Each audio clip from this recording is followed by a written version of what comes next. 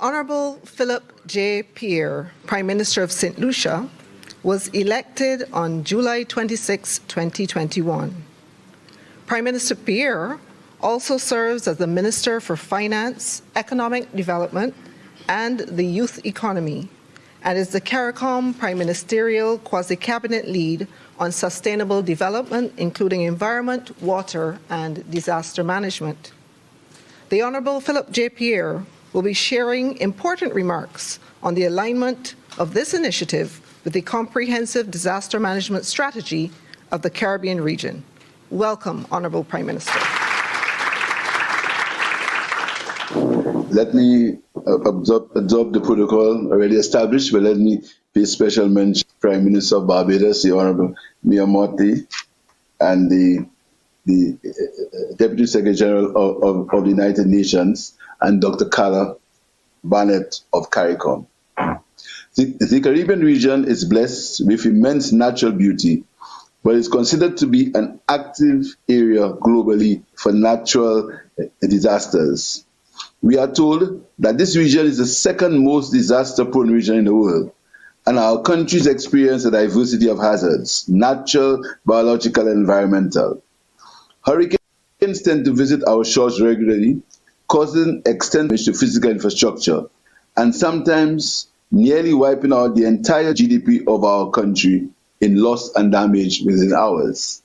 It is reported that Hurricane Maria's impact on Dominica was US $1.37 billion in damages. In Puerto Rico, it was $60 billion in damages after the passage of a hurricane. It is also known that in 2017, the 2017 hurricane season was the costliest on record, with close to US $300 billion in damages. And so, disaster risk reduction, mitigation, building resilience, and recovery have become top priority action areas for the survival of the Caribbean states. Target G of the Sendai Framework for Disaster Risk Reduction is to, and I quote, substantially increase the availability of and access to multi-hazard warning systems and disaster information and assessments to people by 2040. Note the emphasis on the word people. This is critical in the management of complex hazards, which are experienced by our Caribbean states and compounded by the negative impact of climate change. The UN General Secretary Early Warnings for All initiative of the focus on multi-hazards. This multi-hazard early warning system correctly places emphasis on the safety of people. Early warning systems do not only save lives, but also provide vast economic benefits. They are considered to be low-hanging fruit for climate change adaptation because they are relatively cheap in comparison to the cost of dealing with the consequences of improper planning and preparedness. We are told by the WMO that just 24 hours notice of an impending hazardous event can cut the ensuing damage %. It is instructed global on losses of between 3 to 16 billion per annum. With hazards ranging from hurricanes, earthquakes, flooding, volcanic eruptions, health pandemics, and those related to pests and diseases on crops and livestock, there is no doubt that a multi-hazard approach is necessary, involving coordination across numerous national ministries and agencies, and also regional agencies, all effectively operating early warning systems to adjust the onslaught of hazards to which the Caribbean region is exposed.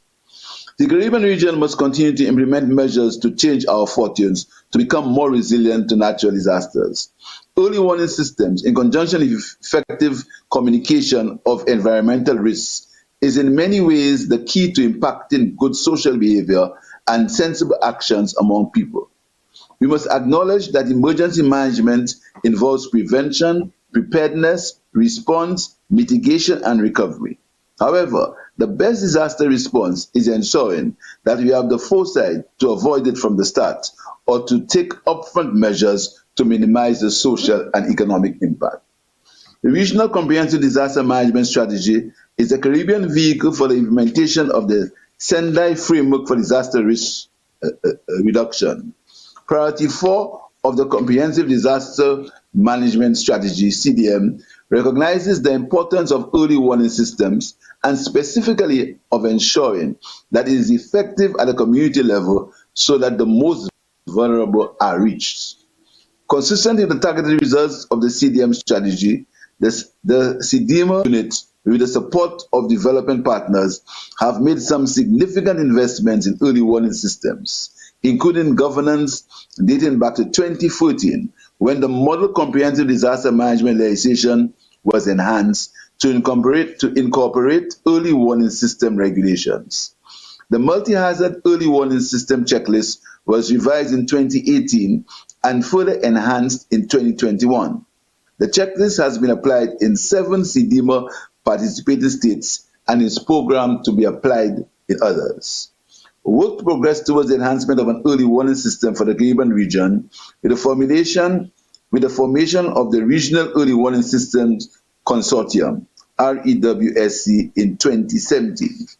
In 2022, CDMA World Bank Regional Summary Report on Multi-Hazard Early Warning Checklists and Analysis in the Caribbean identified priorities for improvements, including stronger integration of science and technology into the framework, taking into consideration the emerging realities of climate change.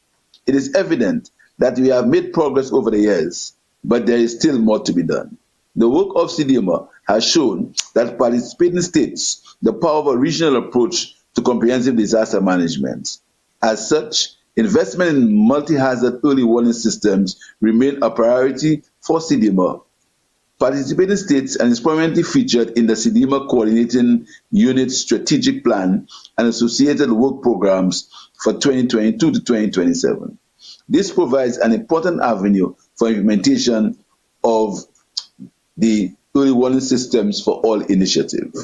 CDMA looks forward to playing a leading role in the implementation of the early warning system for all initiative on behalf of its participating states in line with Target G of the Sendai Framework for Disaster Risk Reduction 2015 to 2030. I thank you.